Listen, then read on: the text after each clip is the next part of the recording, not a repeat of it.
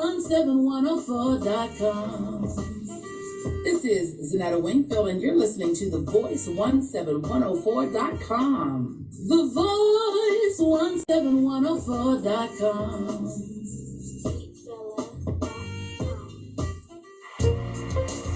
Hello, and welcome. I'd like to invite you to just enjoy the experience that we're about to encounter. I'd like to introduce to you a man of a very humble beginning, a man that was able to overcome the horrific misclassification of special education.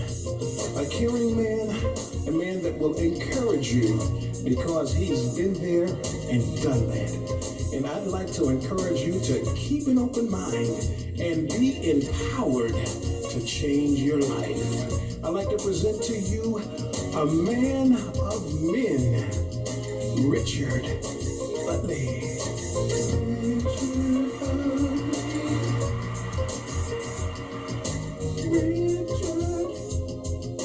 Richard Utley. Good evening. I'm at Tony Ross, and welcome to Did You Know? Subbing for this week for Richard Utley. We're going to take this time to talk about the issue of political corruption in Pennsylvania. And we have a dynamite panel who will engage us in this discussion about political corruption. First, we have Mr. John Baer, the former Daily News reporter and currently the political columnist for the Harrisburg Patriot News. We're welcome to have two new friends of the program. We have Mr. Brad Bumsted, who is a former Tribune Review and Lancaster Group newspapers reporter, and we also have Chris Nicholas, who is a political analyst who's often on Channel 27 in Harrisburg. Welcome, guys. Hey, Tony. Thank you. Chris, you could start. You created the Political Podcast Digest, Political Digest. Why did you undertake the project? Well, I teased Tony that we're all constitutionally mandated now to have our own podcast. So back in the early part of 2023, Brad had just retired. I called him to kibitz and say congratulations. And halfway through the phone call, I said, hey, wouldn't it be great to do a podcast on political corruption in Pennsylvania? He said, yes. The next thing I said was, wouldn't it be great to have John Baer on with us? And he said, yes. And then I said, gosh, I better call John Baer and ask him if he wants to do it. And that's how the PA Political Digest podcast was born. It's called A Stroll Through the Annals of Pennsylvania Political Corruption. And if people listen to podcasts on their laptops or phones, they can go to the app they use for that and search PA Political Digest. If they don't want to do that, they can listen on their web browser and just go to our webpage, papoliticaldigest.com. Each episode is 35 to 45 minutes. In each episode, we cover a primary topic and a secondary topic. So episode 1, for example, which has been out for a couple months on audio, and I just released it this week on YouTube. The primary focus of episode 1 is the meteoric rise and fall of Kathleen Kane, who was the first Democrat and woman elected Attorney General. And the secondary story was about the construction graft corruption around when our beautiful Capitol was built in early 1900s, like 1905, John. And as John points out, the cost overruns in today's dollars would equal $500 million. So the goal on the PA Political Digest podcast was to talk about what I refer to as the nooks and crannies and the only in Pennsylvania parts of these corruption cases. So for example, with Kathleen Kane, the Attorney General, she had an identical twin sister who also worked at the Attorney General's office. And as Brad relates in episode 1, on one of the first days of the trial, as Kane walked into the courthouse with her phalanx of aides and lawyers, it wasn't really Kathleen Kane. It was her twin sister, Ellen Granahan, the sisters had decided to play a joke on the press. So we get into all sorts of neat off-the-wall stuff like that. We also have a few arguments along the way because they look at this from the perspective of being, as I call them, grizzled political scribes. They want a good story. And I just like folks to be a little bit less corrupt. So you get some different viewpoints there. Good. John, since we're going to talk about Kathleen Kane, can you talk a little bit about Kathleen Kane and her political career, and how do you describe her career? Yeah, look, it was for us, it was a great story. For Brad and I, it was bread and butter because it was just handed to us on a platter.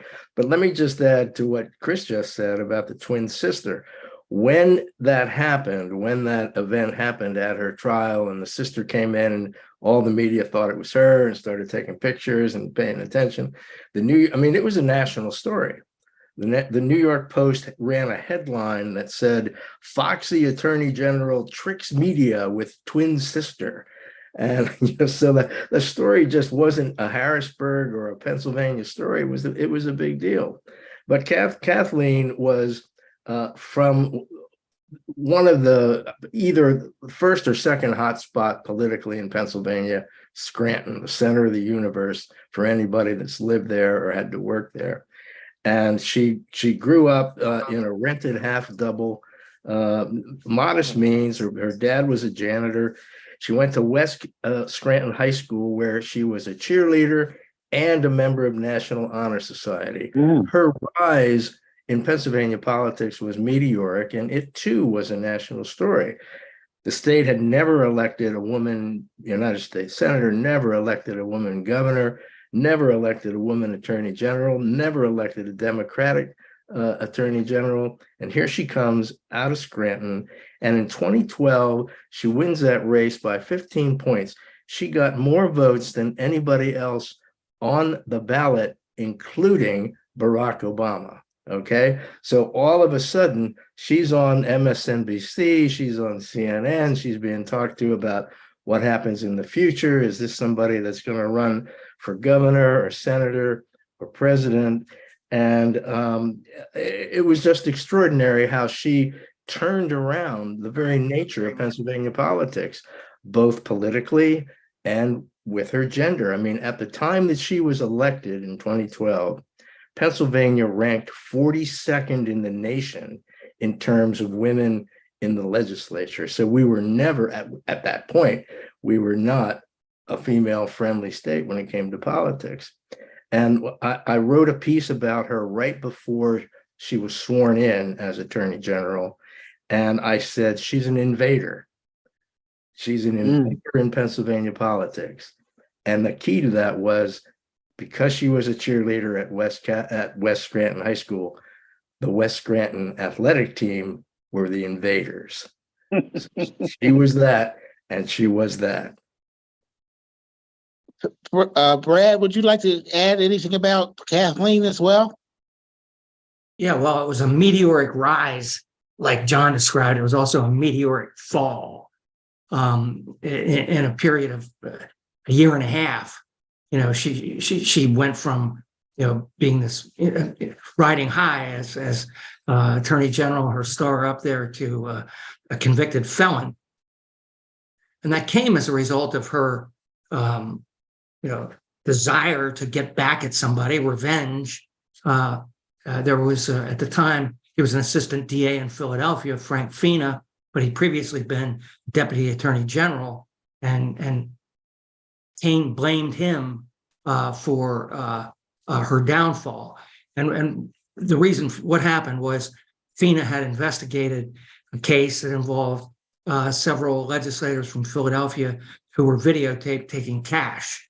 And Kane had that investigation as a holdover from previous administration, and she didn't prosecute it. And the story leaked and wound up on the front page of the Philadelphia Inquirer banner, Sunday headline story, full pages inside about Kane, refused to move on this story. And it was several black legislators and a judge, and the Kane did not move on them. And the district attorney at the time in Philadelphia, Seth Williams, decided that he would do that. And he decides to prosecute these people. And he does. But little we know at the time that Seth Williams on his own was taking money from defense attorneys and, was really dirty. In fact, there's a picture of him just came out of him on the beach. He's on release or some kind of, probation, but he's finally out. But it was just this maze of corruption. And what Kane did was she leaked grand jury information about FINA to make him look bad. And that is what a special prosecutor looked into and found that she had indeed done that and hauled her before a grand jury where she lied about it.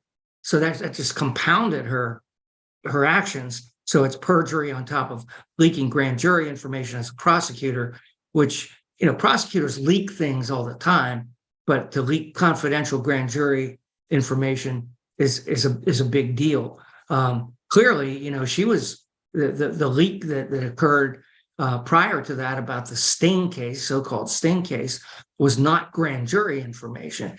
It was a criminal investigation. There's a big difference once you get into a sworn grand jury thing. So it went on. The Senate was going to try to remove her. They didn't quite have the votes.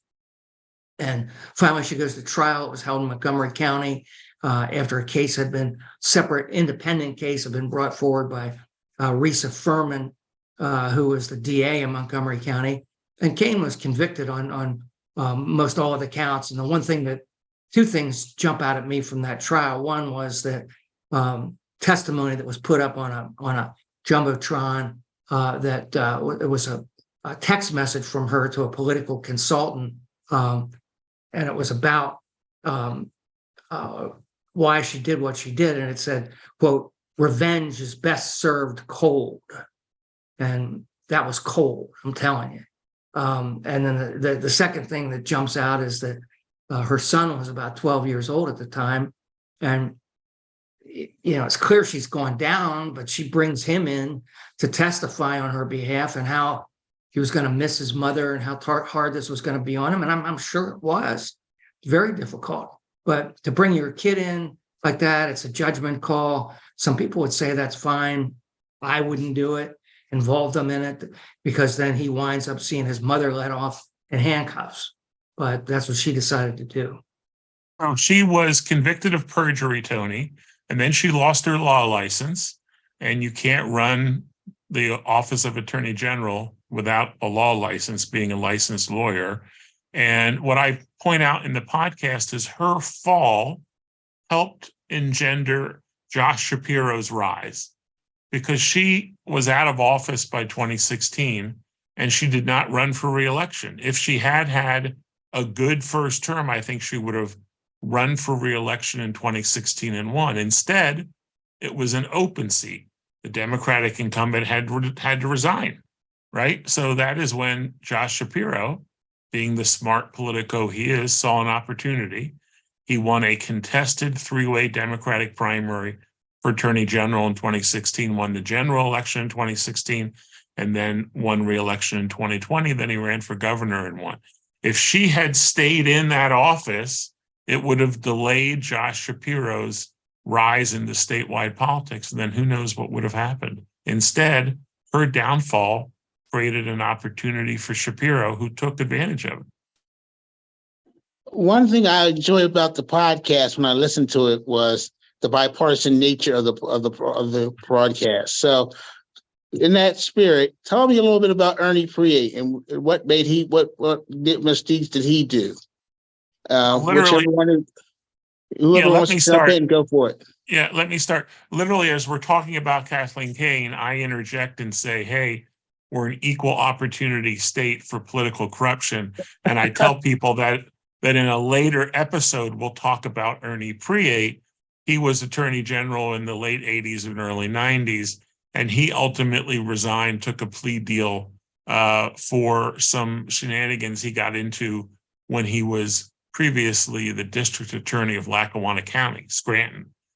So they got him on that, and he went to jail for a little over a year. And was it Duluth, Brad? Duluth, Minnesota, right? Yeah, And sure. I'll let Brad or John tell you what he famously said right after he was sentenced. But he went away, like I said, for about a year or a little bit more, and so he was caught up in scandal as well. But even though he was caught up in that in 1994, he was one of the 5 Republican candidates for governor in our primary that year. And despite all of that baggage, the case hadn't yet settled, but it was out there. He still managed to come in second in that primary to the ultimate winner of the primary and then the general election. That was Tom Ridge, the fellow who was, what was it, John? The guy you've never heard of?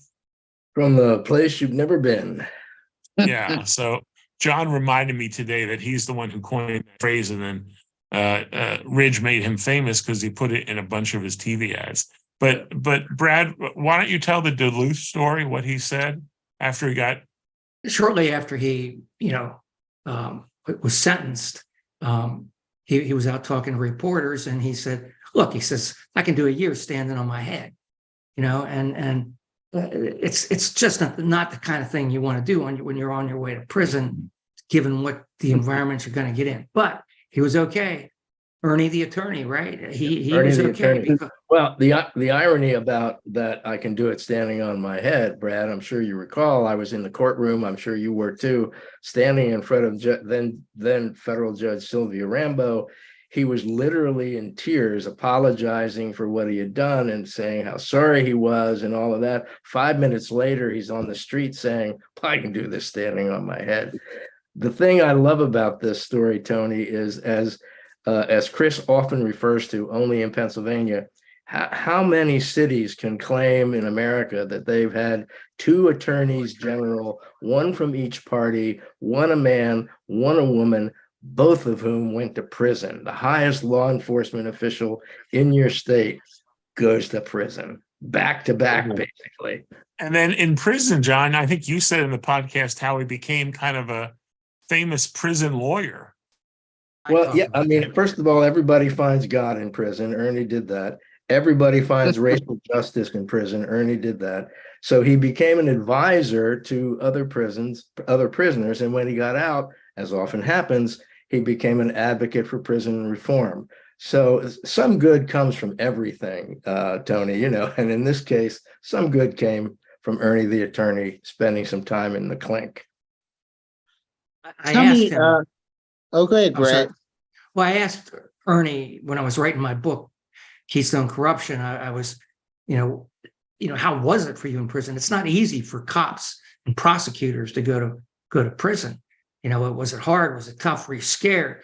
And he basically says, no, it was. He says, I wasn't there very long at all, and I got this opportunity to file a habeas corpus petition for a guy on the cell block, and he was successful at it. We got the guy out.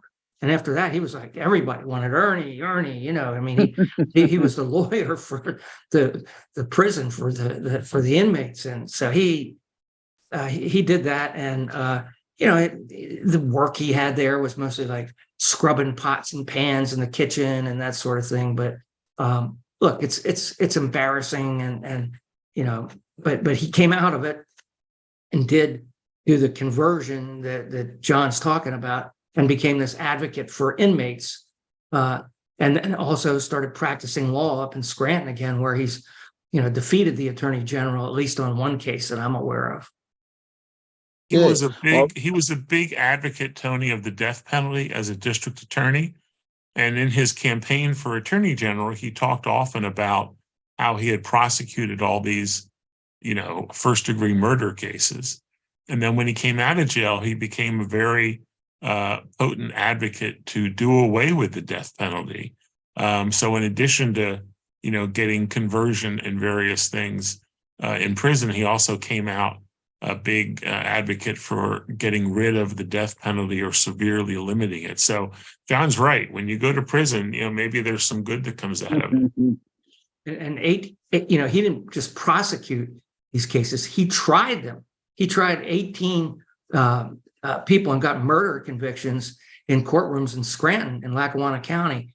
And, most DAs don't go into court and prosecute, but he loved the stage. He loved to do that, and he was very good at it. And so he convicted all these people who were then on death row, and then he winds up being an advocate for them, if not them specifically, their brethren. Well, Brad, I wanted to ask you, we had a chance to talk before we went on air about one of your favorite people of all time, Al Benedict. Can you tell us a little bit about Al Benedict, the former Auditor General? Yeah, he was something else. He was as Auditor General, he was one of the top Democratic elected officials in the state. I went to him, followed him around at different things, including state committee meetings, and all these blue-haired older ladies just loved him. They loved his deep baritone voice, like it was, sexy or whatever. And he just, knew how to talk to women, and they loved him and all that. So he was a real player, a real character. And so he had been a his top broadcaster, aide, right? Brad, he had been a broadcaster in Erie, right? He was a On-air weatherman. television. Yeah, right? But he knew TV and how to work it, Yeah. and he was very, very good at it. And but the rumors that surrounded him, for years, was that he was selling state jobs for money, for campaign money, or money to pocket. And no, he didn't do that. There's nothing to it. But lo and behold, an investigation winds up convicting his top aide, John Kerr, of doing just that, of orchestrating this jobs for sale scheme. And Al distanced him. He didn't know about that. He said he didn't know it was there and all that. But it became a big issue when Al, after 2 terms as Auditor General and was termed out, ran for state treasurer. And that's where I went up to his hometown Erie on election night to be with him, figuring this ought to be pretty colorful. Well, it was colorful, all right. I go to this bar called the Bumsted. That's where it was holding election night. And I go in there, and all these characters looked like a scene out of The Godfather. I mean, these were, bookies and the various guys sitting at the bar that I wouldn't have felt safe there on my own, But I was with Al, Big Al, they called him. So everything was fine. But anyway, he starts hitting the sauce, and it's about 10 o'clock. And he starts saying, I'm going to lose this, and I'm going to lose it. And he's calling the AP in Harrisburg. And at 11 o'clock, he calls me and says, it's over. I don't have the votes. I can't do this. There were 4 other people on the ballot, including Catherine Baker Knoll. And finally, about 11:30, 11:45, he calls in and he concedes. That's it. And he's telling me it's all over. My dream is shot. I wanted to be governor of Pennsylvania. Now I can't do it. And he was very upset about that. So he really started hitting the sauce. And so I stayed there with him, and we talked, a couple of his aides. We go to this table. We're sitting, he's drinking, they're drinking.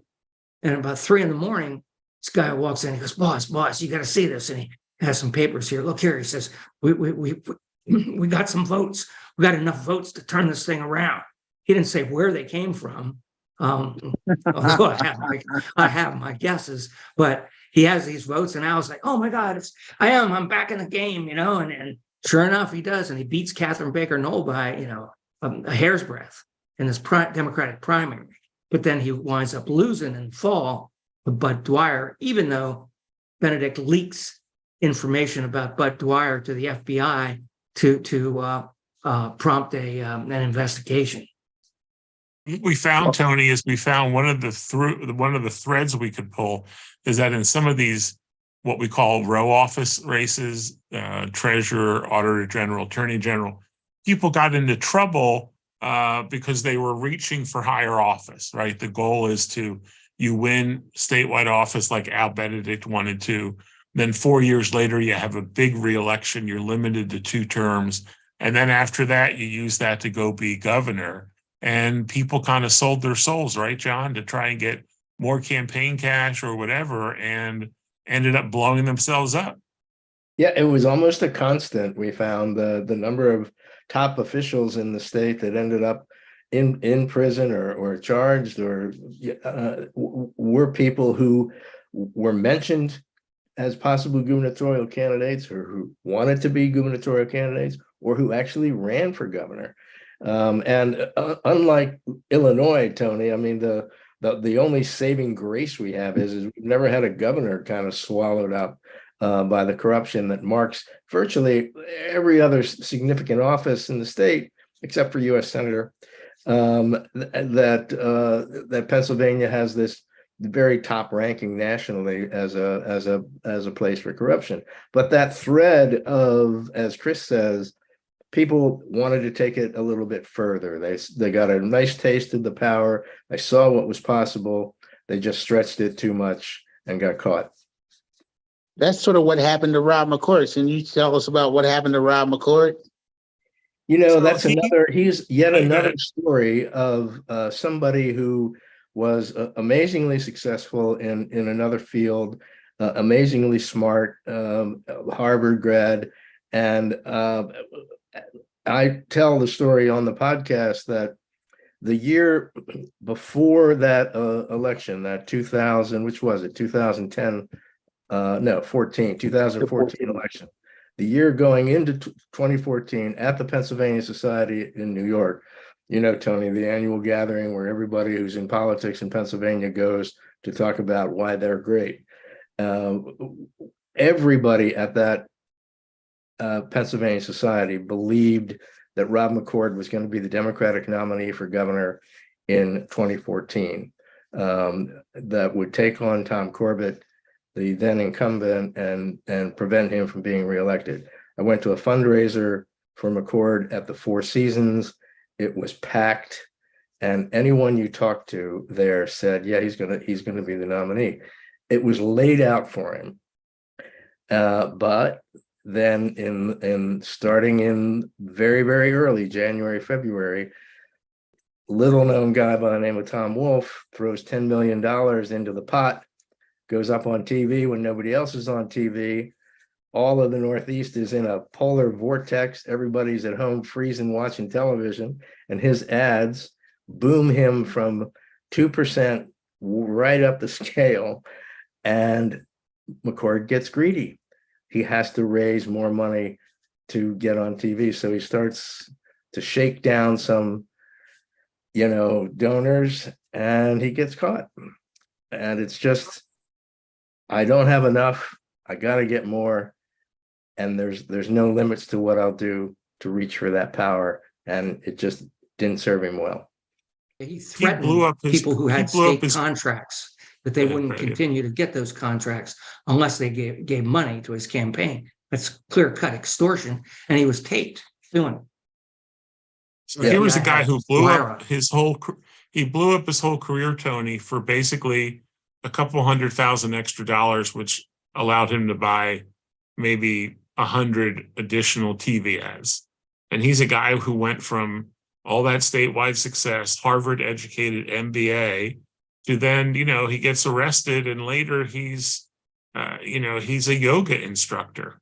So from Harvard to a yoga instructor, because he lost his mind basically when he saw Tom Wolfe give himself $10 million and leave him in his wake. And as we say in the PA Political Digest podcast, McCord didn't finish second in that 2014 Democratic primary for governor. He finished third. Okay. So he was, as John said, at the beginning of 2014, set up to be the king. And then he ends up finishing third. And the feds were taping him, as Brad talks about on the podcast. And then a little while later, he announces, I'm resigning in 2 weeks. And then the feds called him up and said, no, you're resigning tomorrow. So a couple hours after he announced he was resigning in 2 weeks, he re-announced that he was resigning the next day. So that's how ignominious his end was, Tony. Wow. Tell me a little bit about Bonusgate and Computergate, which ensnared 2 House speakers and various Republican and Democratic leaders. So who wants to start us off with a discussion of that affair? Let me go first. I love the word ensnared, and I try to use it a lot in the podcast. And Bonusgate got a lot of Democrats in trouble. Computergate got a lot of Republicans in trouble. And on the podcast, I call them scandal cousins. And John and Brad were all over that story for years. And Brad, how many legislators and staffers got sent to prison eventually? Approximately 23 Democrats and Republicans, including several leaders. And with the extension, the cousins, there were other cousins too. The DeWeese case, for instance, was a cousin of that. You wound up with 2 former House speakers, former majority leader and a former minority leader. Mike Vion was a big player. He went down out of all of this, but it all started by accident. Everybody blamed Tom Corbett and said, "Oh, he's digging up dirt on legislators and going after them and all of that." Well, it landed in his lap. The Patriot News published a story by Charlie Thompson one day saying that they obtained a memo from DeWeese to House Democratic staffers saying that, look, if you got a bonus, don't say anything about it. Several people got bonuses, but don't talk about it to other people. Well, that's like, what? I mean, why would you do that? Well, turns out, as Charlie looks into it, all of the people who got the bonuses also worked on campaigns. So the people who didn't get bonuses had not worked on campaigns. So that's what really, and Corbett had no choice. I mean, I'm not suggesting he wouldn't have otherwise, but, are you going to investigate this, Mr. Attorney General? Yeah, well, of course. And he did.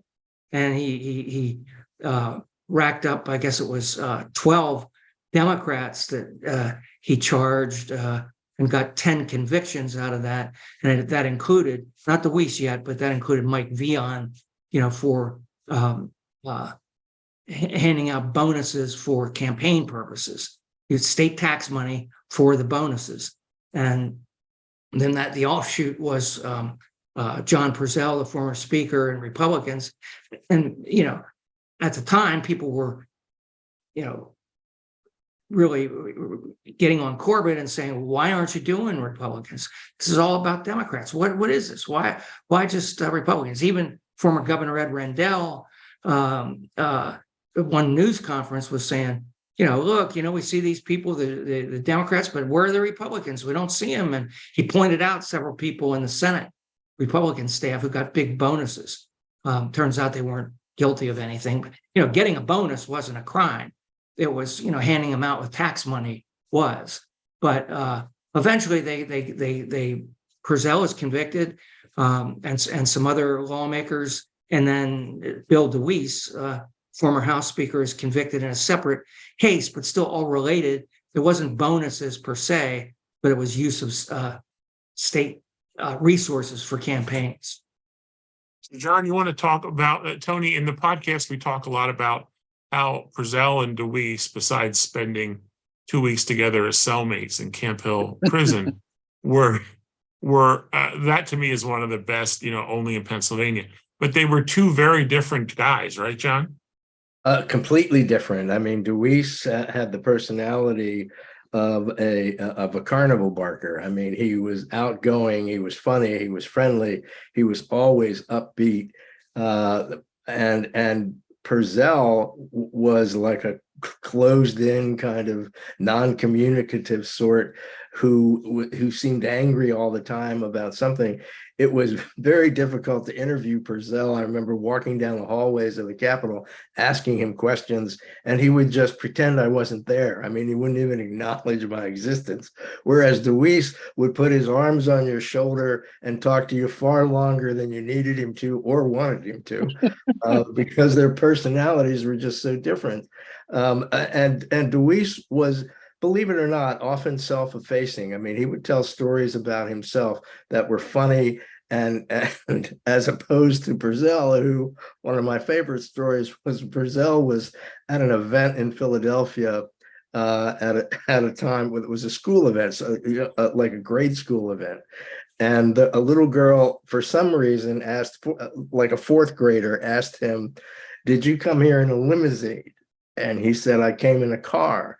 Well, there were multiple reporters with him at the time, and we all walked outside. And I think one of the cameramen from KYW is recording him getting into a limousine with a plate that says limousine and a driver with a uniform and a cap.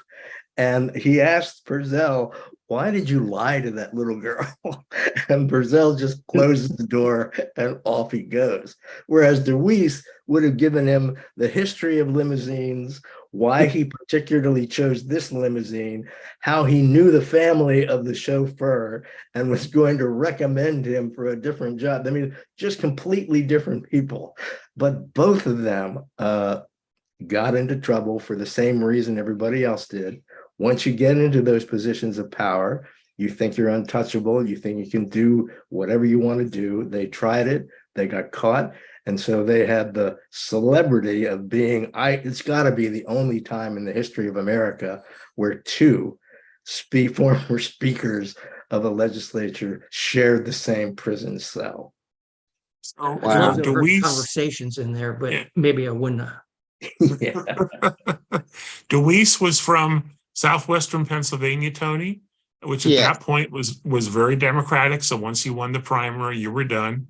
John Purcell, as John Baer points out, was one of the rare Republicans from Philadelphia who had power. So he always had a tough general election, right? And DeWeese would never say in 10 words what he could say in 100. And Purcell would never say in 8 words what he could say in 1 word. So just two totally different fellows. And apparently, I John Purcell gave me my first job in Harrisburg at the House Republican Campaign Committee. And since Bill DeWeese got out of jail, I've become friends with him because I know his wife, who was a state senator. So, I mean, very different guys, but they both told me Republican separately. state senator. Yeah. And so one's Republican, one's Democrat, one's from Southwest PA, one's from Philly. But they told me they got along very well for the 2 weeks they were in jail together in the same cell. And Camp Hill at that time operated as kind of a initial clearinghouse when new prisoners came in, and then they would figure out where to send you. And Brad, do you want to finish that where they ended up being sent to, or someone talked about that in the podcast? Well, Camp Hill was the processing center where they would send people out. And that's where they were put together for a period of about 2 weeks. And I asked around a good bit of people who were and might have been involved in that decision or knew about it at the time. I said, look, is this a coincidence? Was this a bad joke they were playing on them? And they said, look, I really think that they took people of similar backgrounds, similar positions, from the Hill, in politics, in leadership, and put them together so they weren't in there with a rapist or a mugger right away. So they could work their way into General Pop. So where were they sent ultimately, Brad? Where were they sent, those two? well, DeWeese was sent up north to a pretty tough prison, and Purcell went west to a place where Mike Vion was at as well, and it was a hospital prison for senior citizens. And it's like they pushed a broom and stuff. You But said DeWeese you went up was and tough. interviewed DeWeese when he was in jail. Is that what I'm remembering correctly, John? Yes, I did. I visited. DeWeese kept writing me with his views of what was going on in Pennsylvania politics. And he said, why don't you come up and see me? Why don't you come up and see me? Why don't you come? So finally I said, all right, I'll come up and see you. So I went up, and the process of getting in to see a prisoner, you have to go through a bunch of stuff and you have to do this and do that, which was fine. And he was popular at where he was. I mean, because of his personality, he made friends. He was on the softball team. He lifted weights. He was in great shape. He wanted to show me his biceps. He had written a semi-pornographic rap song denigrating Tom Corbett, who was the attorney general that put him in prison, which I think 40% of the population of Pennsylvania has heard him sing. If you ever meet him, you probably won't have to ask. He enjoys singing this rap song. So I heard that whole story and, spent a couple of hours talking with him. He's an engaging guy, always has been, always will be. He had some funny stories in that he was a really good baseball player in high school, and he went to Wake Forest to play baseball there. Anybody who knows anything about NCAA Division I baseball knows that Wake Forest has always been one of the top teams in the country. And it was a little bit above, he will admit, it was a little bit above his considerable skills. So he compensated by that by going to Pittsburgh Pirates fantasy camps later in life, right? So he'd go down to Florida and they give you a jersey, and he asked for the number that he had in high school, which I think was 2 or something like that. And somebody who knew his history yelled out, no, don't give him that. Give him 2 to 5. As a sentence. So, but again, this comes from him. It's the kind of story that's a little bit denigrating, but he's more than willing to share for a laugh because that's the kind of guy he was. Doesn't mean he didn't commit crimes, do wrong, steal from the taxpayers, was part of the corruption story, and deserved to go to prison. Let me ask you, John, since we're talking about Philadelphians and John Purcell and how he's one unique person, tell me a little bit about Senator Vince Fumo, the Vince of Darkness. The Vince of Darkness. I love to tell this story because I introduced Vince at an event once, and I said who he is. He's a state senator from South Philadelphia. He's very powerful. He's feared. He's loved. I said he has nicknames like Octo Vince, the Vince of Darkness. And when he got up, he said, yeah, you're the only one that calls me those things. But he is, as I said on the podcast, he's arguably the most unique politician in modern Pennsylvania history. This is a guy who had unmatched power and personal fortune that ran to, as he was willing to share with me, ran to 8 figures. So we're talking a minimum of $10 million. He owned a bank, which he inherited from his father. He had a law degree. He had an MBA from Wharton. He was a member of Mensa, the High IQ Society, a licensed pilot, a boat captain, an electrician, a plumber. He had so much on his plate. He had so much going for him. And people either never knew or forget this. The fun fact I like about the Vince Fumo story is he was indicted at age 31 before he was in the state Senate. He was under indictment when he was elected to the state Senate. Okay. What was he indicted for, John? What was he indicted for? Part of that Peter J. Camille whole job selling thing way back when. Yeah, Democrats love to sell state jobs. It's just no question. Another through point. That's sort of their stock in trade, or was in those days. So here's 31-year-old Vince indicted. He was convicted, just to show you how the criminal justice system works in Philadelphia. He was indicted at 31. He was convicted in 1978, the same year he won a special election to take the Senate seat that Cianfrani held, that Buddy Cianfrani held. His conviction was overturned in 81. Now, when he started to get in trouble later in his career, I always thought, look, the guy's a member of Mensa. He's already been convicted by the feds. Why would he do anything that would draw the attention of the feds? And yet, that indictment was 272 pages long. Wow. The press release, the DOJ Department of Justice press release was 9 pages. Okay, they got him on so much stuff, and he just created this world in which he used, as he used to call it, OPM, other people's money, to do whatever he wanted. Some of it for good. He would buy a street sweeper for one of his neighborhoods because he didn't think the city was doing enough for his neighborhood.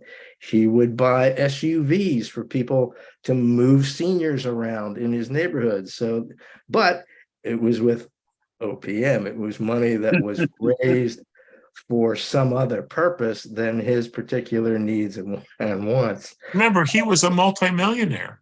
He was a multimillionaire. Right. This was It's not like Yeah. This is our big argument in the podcast is, again, Brad and John, liked it because it was a good story.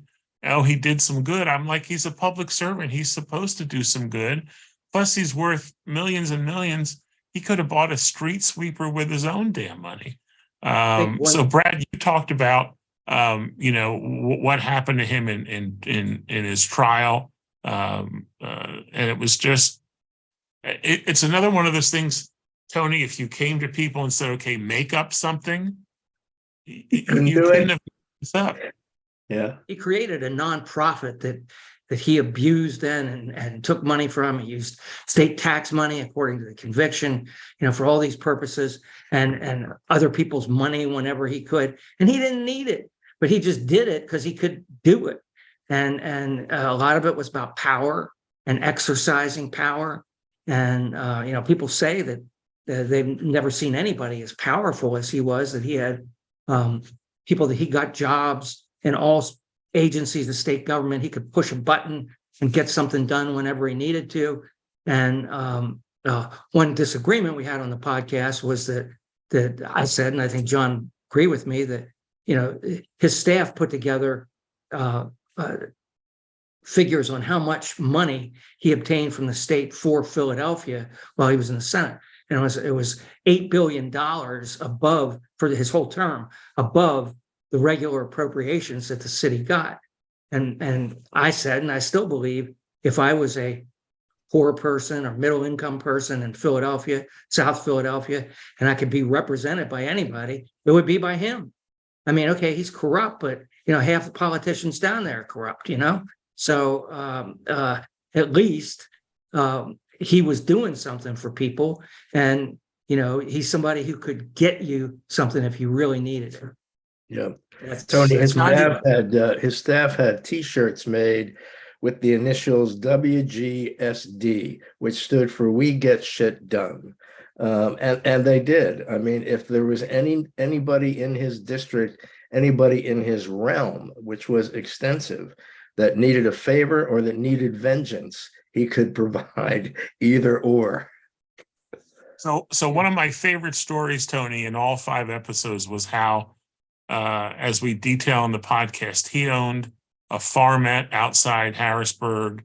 He owned 2 places down the shore where he kept his boats, a 32-room, 4-story mansion in Spring Garden, and an oceanfront home in Florida.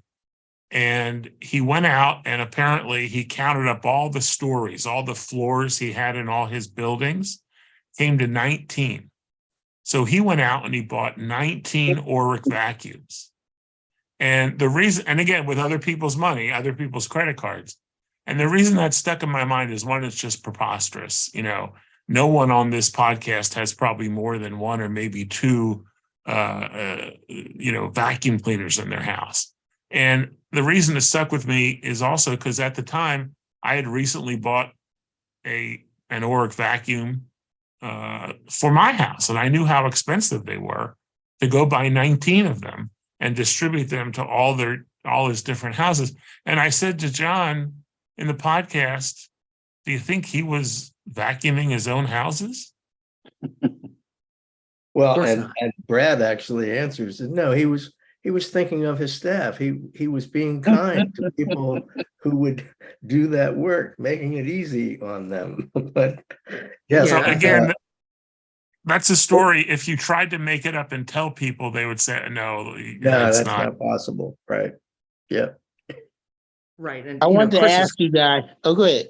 Good, John. His comeback to this, more favorable view of Vince that John and I look at as a constituent is that this is one of the most corrupt people. I mean, you objected to that on that basis. That how can you defend this guy? Right. Yep. I wanted to ask you guys as we begin to close up. One of the most disheartening things in Pennsylvania history was the Cash for Kids scandal. Can you talk a little bit about what happened in the courts with the Cash for Kids scandal?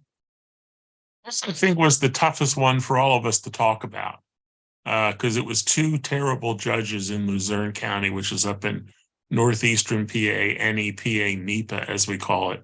And they got kickbacks from the people who own some for-profit juvenile detention homes. So a lot of kids who had no reason going to juvie got sent there because the judges knew they would get a kickback. And it's just, I think John said it was called a national stain. These kids for 4, 5, 6 years just got messed up. It was terrible. There was no funny, interesting, only in Pennsylvania angle to this. It was just, fantastically bad. Yeah, Tony, it's the worst of the worst. I mean, it went on for 5 years, and during that 5 years, these two judges took in almost $3 million in bribes to send these kids away. And some of these kids committed crimes, such as making fun of high school officials. One kid took some loose change out of an unlocked car. And just to give your viewers 2 examples of how bad it was. There's a 14-year-old girl with epilepsy who was taken directly from a courtroom. These kids went into court without any legal representation, which on its face is illegal. So she's there without a lawyer. She's an epileptic without her medicine. They take her directly from the court to prison. The second night that she's there, she has a grand mal seizure, hits her head on the cement wall so hard that it broke her dental braces. You got to think that just the cruelty of that and the lifelong trauma of living that might have some damage. The other horrible, worst case, 17-year-old high school wrestler with a prospect of a college scholarship is jailed on a drug misdemeanor right before his senior year.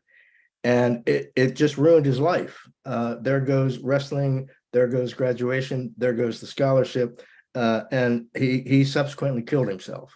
So there can't be a deeper place in hell for the people who allowed this to go on. And one of the most memorable lines that I have from it is from a friend by the name of Bill Eckenbarger, who wrote a book about the case and spent a lot of time in the community and noted that everyone in that community over the 5-year periods knew or suspected something like this was going on. And we're talking social workers, lawyers, prosecutors, defense attorneys, courtroom workers, janitors, anybody in that cycle, and nobody did anything. Newspapers reported it. Nobody did anything. And the phrase that Eckenbarger came up with was the entire region contracted moral laryngitis. And it's just a stain on the region, a stain on the state. It was like Chris said, it was difficult for us to put it in our podcast because mostly we had a lot of fun with the stuff that we talked about and had lived through and covered. There was nothing fun about the story of Cash for Kids. The stuff we wrote about and we talked about in the podcast was free. It was taking money for jobs, for it's taking campaign contributions for certain favors and money change. It's old school politics, basically. And this was a whole new level of corruption that just was devastating kids, to families, to the region.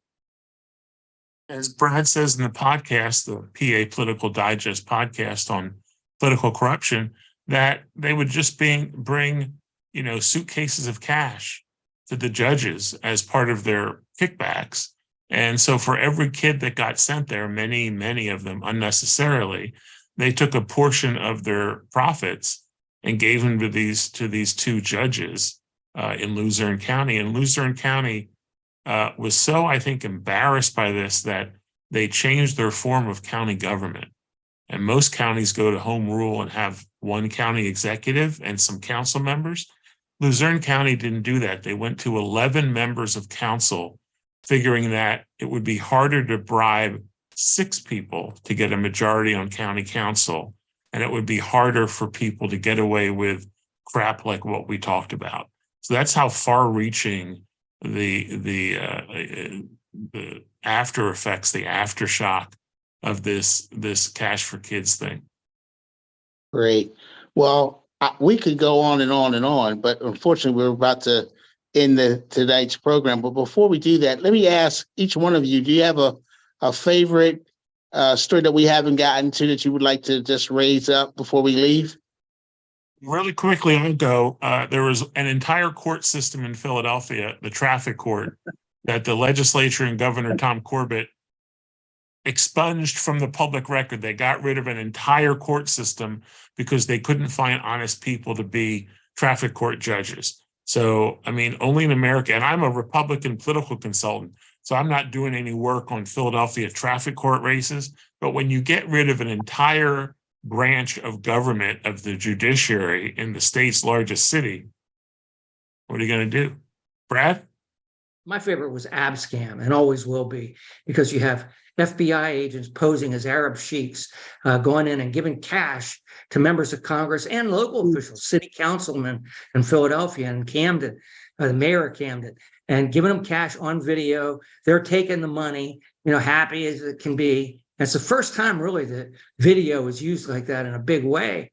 And it was just amazing. And it was challenged up through the courts repeatedly by these people who were convicted of crimes as illegal to come in and offer somebody without any predicate to just, offer this cash. It was upheld by the U.S. Supreme Court in each and every case, because these people clearly took the money. There was one guy who didn't.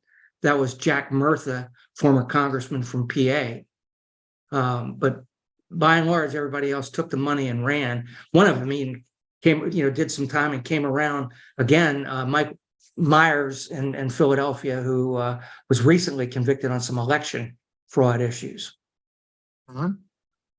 Go small ball because Jesus lives in details. I love the story of a state representative from Erie by the name of Tracy Seifert, who was accused by a staff member of being a witch. And she actually put out a statement saying that she was not a witch. And the local, but she did get in trouble with the feds because she had on her property a 10-ton electric generator and a 500-gallon tank of surplus federal property, which she acquired illegally. So she ended up in a prison term, and the local Erie radio station played "Ding Dong, the Witch is Dead." Wow, unbelievable. Well, I want to thank each all of you. this and more. All this and more on the PA Political Digest podcast. And I want to thank each of you for coming on tonight. Thank you for talking about this very important issue. And good night. And Richard will be back next episode. Good night. Thank you, Thank Tony. you. Richard Utley Show on The Voice 17104. We will be here on The Voice 17104 every first and third Tuesday from 6:30 p.m. to 7:30 p.m. Once again, thanks for viewing. Remember to visit us on Facebook at Richard Utley, and we welcome your questions and/or comments.